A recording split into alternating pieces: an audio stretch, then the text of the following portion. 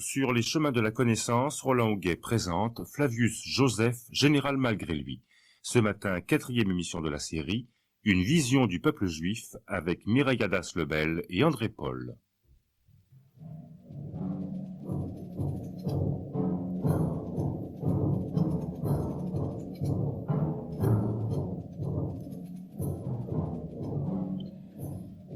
Ce n'est qu'au printemps 73 après Jésus-Christ que la conquête de la Judée par les Romains fut complètement achevée, c'est-à-dire, en somme, à peu près 3 ans après la prise de Jérusalem. Et tandis que Flavius Joseph inaugurait près de Vespasien une carrière romaine qui allait être sans histoire, au point que nous connaissons fort peu de choses de la fin de sa vie, en plein désert de Judée, les épigones de Jean de Giscala continuent à se battre. Il s'agit des Sicaires qui se sont réfugiés dans la forteresse de Massada, construite par Hérode et réputée imprenable. En fait, les Romains parviennent à la prendre, mais comme on sait, tous les occupants de la citadelle se sont suicidés, pour échapper en particulier à l'amphithéâtre auquel ils étaient destinés. Et lorsque les vainqueurs arrivent au palais, ils trouvent 960 cadavres étendus, groupés par familles entières. Et note Flavius Joseph, les Romains furent remplis d'admiration devant tant de grandeur. Et ceci pose le problème de son regard sur ces jusqu'au-boutistes juifs comme Giscala ou Éléazar, qu'il qualifie bien souvent de brigands, Mireille Adas-Lebel. C'est comme ça qu'il voit effectivement ses compatriotes. Il estime qu'il y a cette espèce de minorité d'excités, qu'il appelle des brigands. Il faut toujours bien voir quelles sont les connotations bibliques, parce que caverne de brigands, l'expression est connue par les évangiles, mais en fait c'est une citation de Jérémie, et très certainement, s'il appelle tous ces ennemis politiques, Jean de Giscala, Simon Bargueras, dont vous parliez, tous ces gens qui ont résisté dans Jérusalem, et qui ont conduit à cette résistance folle selon lui, et qui ont causé le malheur de toute la population, donc c'est toujours par des références bibliques qu'il les appelle brigands. Il leur en veut terriblement, bien sûr, et il les présente encore des années après dans des termes extrêmement violents. Et comme malgré tout il est très marqué par une certaine conception théologique de l'histoire, même s'il raconte l'histoire à la manière des Grecs et des Romains, il cherche une explication de ce malheur. Et ce malheur, c'est que ce sont les crimes des brigands, mais les péchés des brigands qui ont excité la colère divine contre la ville sainte. Rome n'est que l'instrument d'un comportement défectueux, si je puis dire, exactement. de la communauté juive. Il retrouve cette idée, si vous, le peuple, pour lui, le peuple est toujours élu, mais il est élu de façon tragique, en ce sens que Dieu s'intéresse de si près à lui qu'il ne tolère aucun écart de sa part, et que si faute il y a, le peuple élu est puni, mais 100 fois plus fort que n'importe quel autre peuple, et en l'occurrence, Rome est la férule de la colère divine.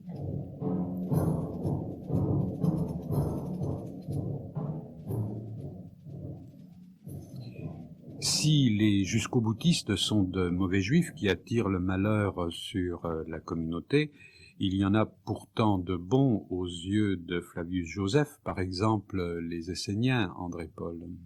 Les Esséniens, tels qu'ils nous sont présentés formellement par Joseph, cette fois-ci il s'agit des Esséniens, mais il y a une systématisation dans la description que Joseph fait des Esséniens qui est extrêmement étonnante, car il en fait les meilleurs des juifs. Alors, pour nous, dans notre pensée, ce sont des juifs un peu marginaux. Vous voyez, pourquoi en fait-il les meilleurs des juifs? J'ai l'impression qu'ayant étudié de près ces textes-là, n'est-ce pas, que Joseph voit chez eux ce que j'appellerais la quintessence de la nation juive, ou de la judéité. effectivement. Il montre que ce sont eux qui respectent la loi de Moïse, et Moïse qu'il désigne comme le nomotétes, le législateur, dans sa relation avec les Esséniens, donc accentuant leur relation de fidélité au nomotétes Moïse. Cela veut dire que les Esséniens n'étaient pas des marginaux ni des déviants. Il accentue ceci. Ce sont eux qui par exemple, respectent le sabbat plus que tout autre. Hein. Et ça, c'est extrêmement important aussi dans le contexte romain, où le sabbat commençait cette fois-ci à être supplanté par le premier jour de la semaine, qui allait devenir le dimanche, n'est-ce pas? Je pense que cette accentuation du sabbat est aussi à comprendre par rapport à l'institution du dimanche, qui s'est faite d'abord à Rome, beaucoup, et la rupture vis-à-vis du sabbat s'est faite très très très vite à Rome, tandis qu'en Orient, nous avons beaucoup de témoignages, jusqu'encore 4e, 5e siècle, du fait que les chrétiens continuent à célébrer le sabbat, puis le dimanche. Il y avait 2 jours, mais finalement c'était notre week-end déjà, hein, n'est-ce pas, mais pour l'accomplissement de l'alliance, n'est-ce pas, la relation des testaments à les chrétiens, c'est-à-dire qu'à Rome on a coupé très vite. Alors, point très important, c'est celui de la résurrection. Car lorsque Joseph, qui fait des Esséniens un peu le fer de lance de la judéité dans son plaidoyer, lorsque Joseph présente les Esséniens comme une communauté extrêmement soudée, extrêmement forte aussi, spirituellement et socialement, il dit ceci: il croyait à l'immortalité de l'âme. Ceci est extrêmement passionnant, parce que nous sommes à l'époque où, du côté du juif, dans toute la littérature juive de l'époque, qui est énorme, n'est-ce pas, par rapport à la Bible, ça représente, ce que nous avons d'édité actuellement, ça représente peut-être 4-5 fois plus de textes et de volumes. Bien, ce qu'on appelle la littérature des épigraphes et autres, Philon d'Alexandrie. Mais vous aviez, d'une part, un courant qui est représenté par les livres des Maccabées, de 2e, 1er siècle avant Jésus-Christ, et qui va être consacré dans le christianisme. C'est la croyance à la résurrection du corps. Corps et résurrection fonctionnent. Ça va être consacré par le christianisme d'une façon irréversible, hein, et vous le trouvez chez saint Paul. Avec ceux qui soudent ceci et ceux qui assurent le noyau, la croyance à la résurrection du Christ, le tombeau vide, le Christ qu'on n'a jamais vu, donc, et le corps glorieux du Christ ressuscité, assimilé au temple nouveau, au temple céleste. N'est-ce pas? Ça, c'est la croyance scellée une fois pour toutes par le christianisme dès l'année 50. Les années 50, c'est très tôt ceci. Bon, le judaïsme rabbinique va reprendre cette doctrine, non pas celle du Christ ressuscité, mais de la croyance dans la résurrection du corps un peu plus tard, parce qu'ils vont se situer par rapport au christianisme. Mais qu'en était-il du judaïsme assez mouvant d'ailleurs, assez pluraliste, de l'époque de Jésus et antérieure? C'est que vous aviez donc ce mouvement qu'on a appelé plus ou moins à tort, à raison, pharisien. Je pense qu'il faut voir de plus près. Enfin, les pharisiens étaient de cette tendance, croyance à la résurrection du corps, n'est-ce pas? Mais vous avez beaucoup de textes. Vous avez le 4e livre de Maccabée, le livre de la sagesse, dans la Bible. Vous avez ce qu'on appelle des pseud'épigraphes, ou les apocalypses, comme le livre d'Enoch, le livre des Jubilés qu'on a trouvé à Qumran, qui plaident et qui enseignent, n'est-ce pas, qui plaident pour l'immortalité de l'âme, et non pas pour la résurrection du corps. Le corps est enterré, et c'est le terme, c'est la fin dernière du corps à ce moment-là. Qu'en est-il disons, de Qumran et des fraternités de Qumran, qu'un peu rapidement, un peu systématiquement, on assimile à des Esséniens? C'est très flou, on ne sait pas trop, mais on a l'impression presque que ces gens-là, probablement, croyaient à l'immortalité de l'âme plus qu'à la résurrection du corps. Alors, quand Joseph parle de la résurrection, il en parle très peu, et d'une façon très floue, c'est à propos des pharisiens, mais très très floue. Par contre, lorsqu'il nous présente une vingtaine de pages de la guerre des Juifs sur les Esséniens, dont, je le répète, il fait la quintessence communautaire et spirituelle du judaïsme. Mais lui qui écrit à Rome, effectivement, il accentue énormément leur croyance dans l'immortalité de l'âme et l'âme est près du corps. Alors c'est ici que, si je fais la comparaison entre la doctrine de saint Paul, qui est antérieure, ou même la doctrine des évangiles, qui est à peu près contemporaine, n'est-ce pas, et ce que me dit Joseph dans le contexte romain, alors c'est là que je dis, bon, je peux peut-être en parlant en langage polémique excessif parler d'antichristianisme, je dirais que mais il fait pièce, d'une certaine façon, à cette doctrine chrétienne. Je ne sais pas si j'arrive à vous convaincre, mais voilà le type de recherche auquel je me livre. Je continue. Alors maintenant, je m'attaque à la question des miracles, n'est-ce pas? Parce que Joseph a écrit sur les miracles. Vous savez, dans l'Ancien Testament, il y en a très peu. Il y a ceux d'Élie et d'Élisée, mais enfin, il y en a d'autres qui appartiennent au folklore juif de l'époque dont il s'est fait le témoin. Effectivement, là aussi, on a beaucoup parlé de rationalisation des miracles chez Joseph. Mais je veux dire, mais il faut l'expliquer, cette rationalisation. Pourquoi essaie-t-il de minimiser le surnaturel dans les miracles, effectivement, ou l'aspect merveilleux et miraculeux, proprement dit? Alors là, c'est une hypothèse que je vais vérifier par rapport à ce que j'ai dit tout de suite et qui est le résultat d'un certain nombre de travaux. Certainement que nous avons aussi en circulation tous les récits des miracles de Jésus, par rapport auxquels il faut aussi situer un enseignement juif spécifique et quelque chose qui soit l'orthodoxie juive. Je répète, j'ai employé le mot orthodoxie à propos de Joseph.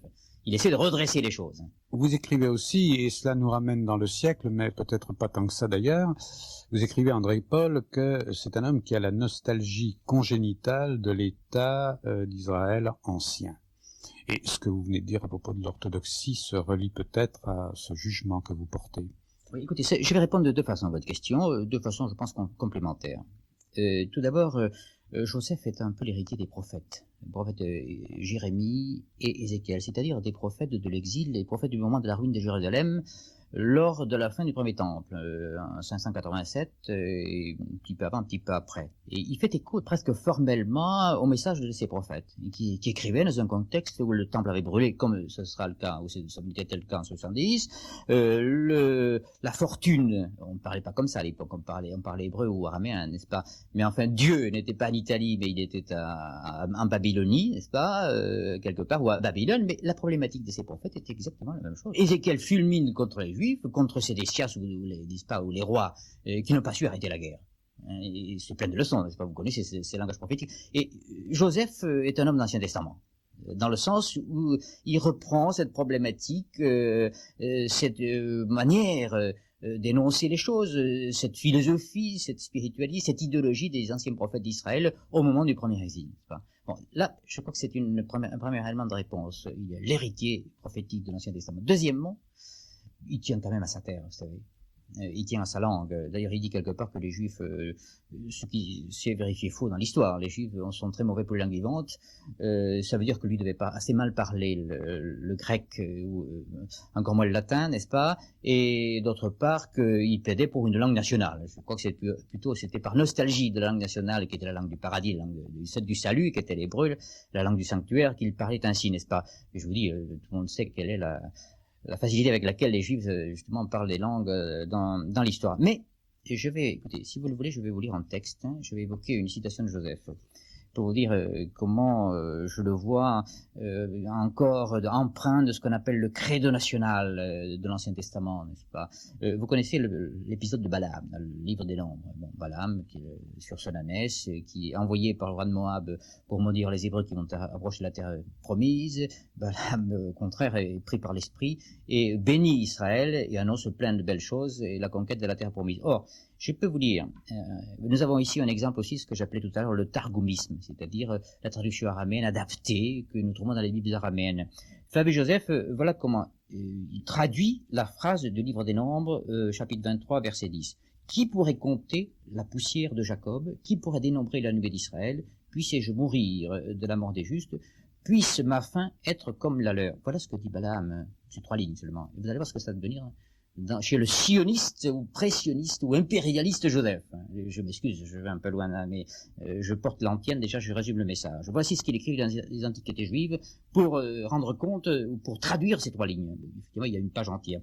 Ce peuple, alors c'est Balaam qui parle, n'est-ce pas? Ce peuple est bienheureux, lui que Dieu va mettre en possession de biens innombrables et à qui il accorde pour toujours comme allié et comme guide sa providence. Certes, il n'est pas de race humaine sur laquelle votre vertu et votre passion pour les occupations les plus nobles et les plus pures de crime ne vous donnent de la supériorité.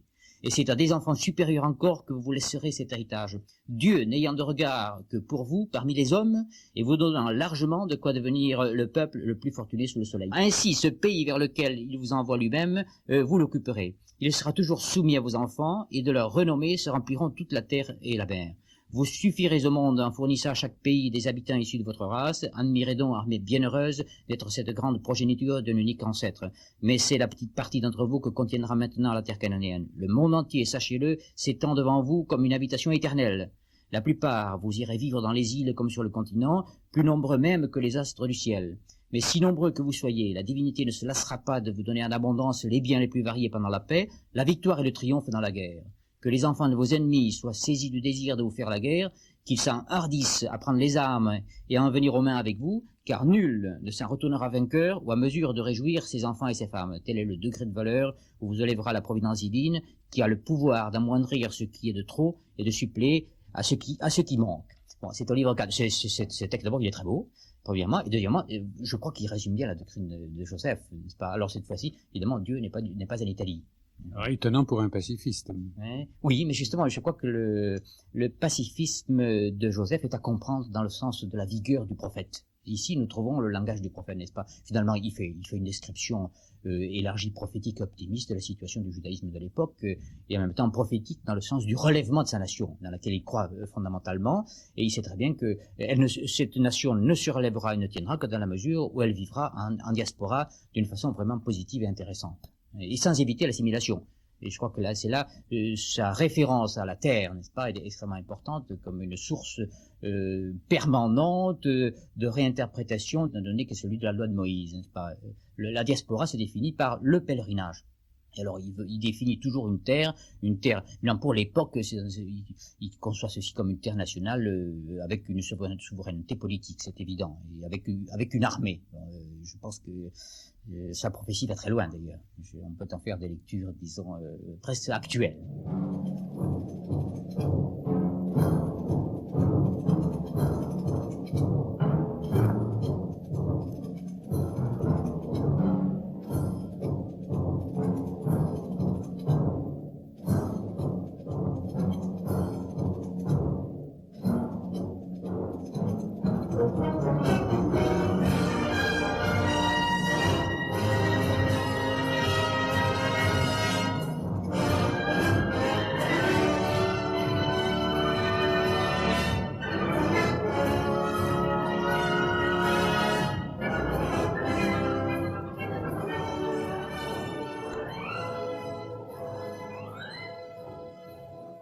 C'était Flavius Joseph, général malgré lui.